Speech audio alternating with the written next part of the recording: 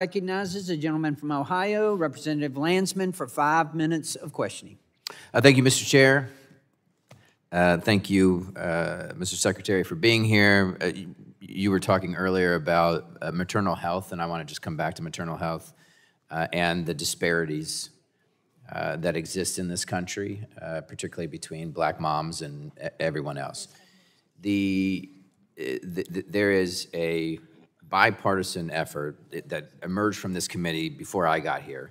Mr. Carter and others supported the Safe Motherhood and Infant Health Program. Now, this is an effort at HHS that focuses entirely on best practices, collecting data, trying to figure out what's working in terms of maternal health to improve healthy birth outcomes, et cetera. I think, and I genuinely believe this was zeroed out either accidentally or by some sort of oversight, because obviously there's no waste, fraud, and abuse here. This is just the data collection associated with obviously a huge priority of yours, which is maternal health. So as we sort of go through this budget process, is this one area where you're willing to work with us to see if, in fact, we can restore funding for something that is saving the lives of mothers, helping to eliminate these disparities, and obviously improving birth outcomes across the country? 100%, and I'd love to operate on a bipartisan basis. If you contact my office, I'm happy to meet with you about it. This is a program that came out of this committee. I don't know if it was unanimous, Mr. Carter, Mr. Chairman. I suspect it was, but it got zeroed out, so maybe okay. Number two, Head Start, because we're just on the trajectory, healthy birth outcome, brain development is happening at its fastest rate in those early years. And then we get Head Start, which has been a game changer for millions, tens of millions, something that your family has led on.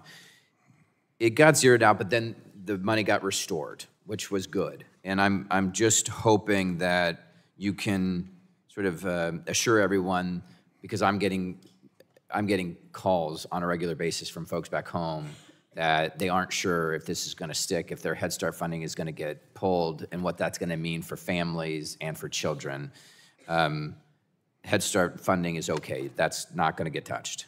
Yeah, I mean, my uncle, Sarge Shriver, started Head Start.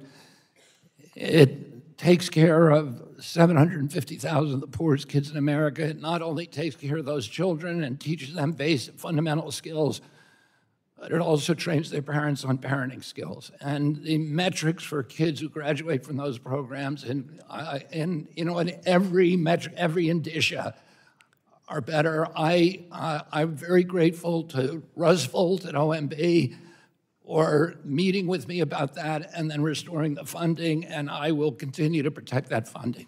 Thank you. Last one, NIOSH. I have a NIOSH office or facility in Cincinnati, one of the largest. As you know, NIOSH focuses entirely on worker safety. That's what they do. And we were able to work together to restore about 300 positions, mostly as it relates to the firefighters and miners. There are still, I don't know, I guess 1,000 to 1,200 positions that are on the chopping block. Are you willing to sort of reconsider or work with us on the remaining positions at NIOSH, recognizing that some of the 10,000 FTEs were over? It was a mistake, right? Including the ones that were working on the National Firefighter Registry for Cancer, the World Trade Center Health Program, those kinds of things. The other folks at NIOSH in Cincinnati are doing exceptional work to keep workers safe.